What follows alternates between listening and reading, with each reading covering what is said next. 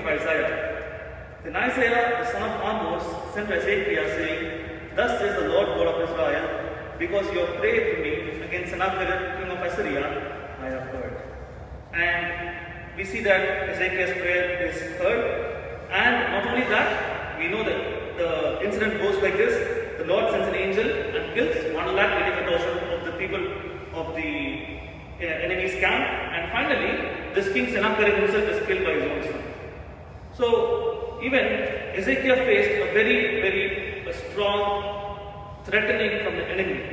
And he is describing it like this. In verse 3, 2 Kings 19:3, Ezekiel saying, Thus says Ezekiel, this day is a day of trouble and rebuke and blasphemy, for the children have come to birth, but there is no strength to bring them forth.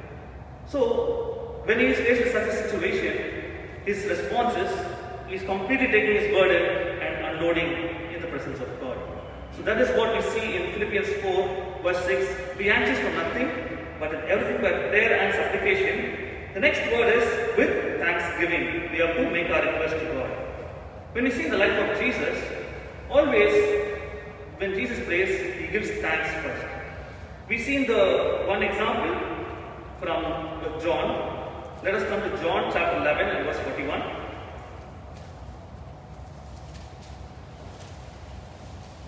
John chapter 11 and let us take verse 41.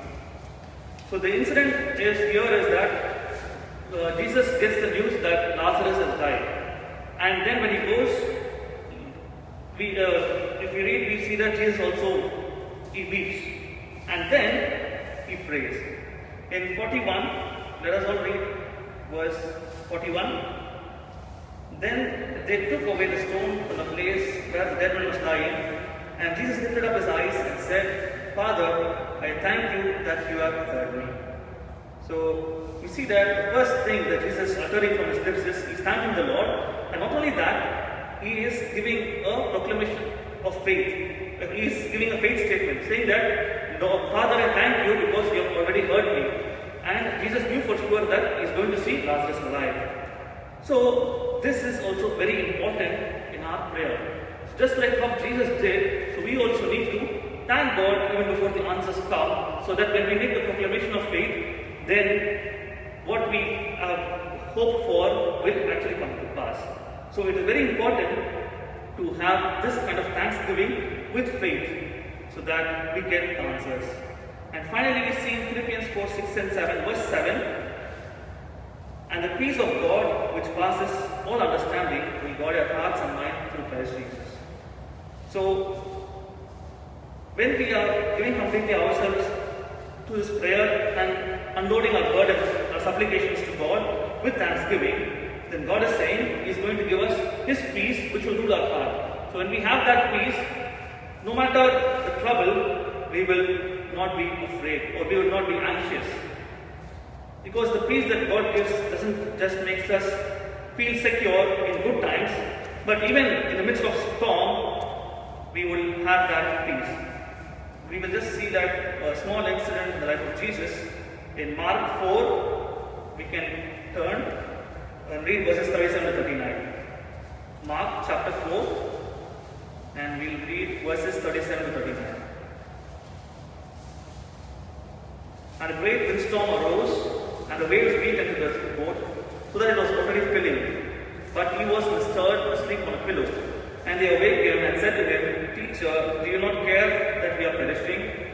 Then he arose and rebuked the wind and said to the sea, Peace be still. And the wind ceased, and there was great calm. So we are all familiar with this incident. When Jesus and his disciples got into the boat, they were across the other side. A great storm came. Now there is a stark difference between disciples and Jesus. The storm was so severe that the boat was beginning to sink. The water was coming into the boat.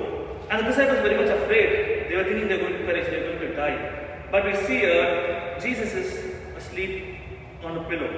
So, no matter the storm, the peace that Jesus had was not disturbed. And He wants to give us this peace. So, how can we get this peace? We'll see one last verse and we will close. Let us turn to Isaiah chapter 26 and verse 3. Isaiah 26 and verse 3. Let us all read together.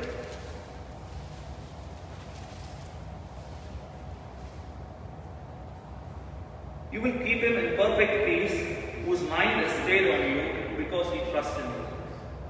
So here, God wants to give us this perfect peace. The perfect peace, the Hebrew word for here, translation here is shalom. Shalom represents the complete well-being, total security, safety and happiness. And this is what God wants to give us, so that if we have this shalom, despite the storms, just like how Jesus was not disturbed, we will not be disturbed. But there's a condition. How do we get it? There's whose mind is stayed on you. So this mind represents our thoughts, our ideas, our will. So when these are grounded or centered on Christ and we trust Him completely in all things, then God is saying, I will give this perfect peace, this shalom to you. So let this be our prayer, that though there may be storms in our life, the current situation, the pandemic situation, and various other factors which will cause us to be worried, which may cause us to be anxious, our minds will be preoccupied with a lot of fears and doubts and anxieties. But if our minds are focused completely on the Lord, and all our thoughts, our ideas, our will is centered on Christ, then God is saying He will give us this perfect peace, this shalom, He will give it to us. So may the Lord bless us.